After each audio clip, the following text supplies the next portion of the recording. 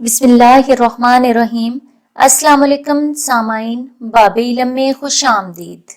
سامعین، جو لوگ ذیابیطس میں مبتلا ہو چکے ہیں ان کا یہ مرض ختم تو نہیں ہو سکتا، البتہ آپ اس سے دوستی ضرور کر سکتے ہیں اور یہ بھی ایک دوست کی طرح آپ کے ساتھ رہے گی۔ ذیابیطس کو قابو میں رکھ کر ہی آپ ایک اچھی اور صحت مند زندگی گزار سکتے ہیں۔ اس سے بچاؤ ممکن ہے، بس آپ روز کی ورزش کو معمول بنائیں اور اپنی خوراک احتیاط کے ساتھ لیں۔ سگریٹ نوشی ترک کر دیں، کم سے کم 30 منٹ واک کریں۔ اگر ایک وقت میں ممکن نہ ہو تو 10-10 منٹ کے 3 سیٹ کر لیں، جو آپ کی واک بھی کمپلیٹ ہو جائے گی اور آپ کو تھکاوٹ کا احساس بھی نہیں ہوگا اور آپ ہر وقت متحرک رہنے کی عادت بھی ڈال لیں گے۔ سامعین، عقل مند لوگ کہتے ہیں کہ احتیاط علاج سے بہتر ہے۔ ذیابیطس کے مریض ساری سبزیاں استعمال کر سکتے ہیں، خاص طور پر ہرے پتوں والی سبزیاں تو خوب کھائیں۔ ان سبزیوں سے شوگر نہیں بڑھتی، بس آلو اور پالک کم استعمال کریں، اور شوگر اگر 300 سے زیادہ ہو تو آلو اور پالک کا استعمال بالکل ترک کر دیں۔ ذیابیطس کے مریض روزانہ انڈے کو ابال کر اس کی سفیدی کھائیں، جبکہ چکن اور گوشت بھی مناسب مقدار میں لے سکتے ہیں۔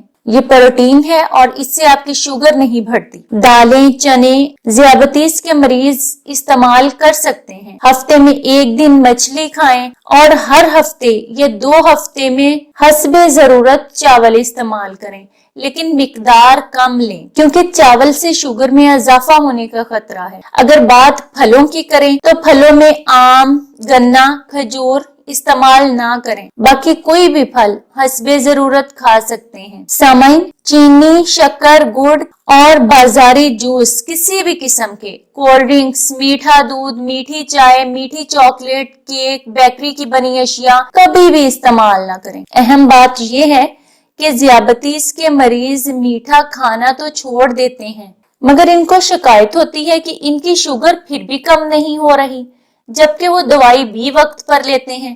تو اس کی وجہ ہے گندم کی روٹی۔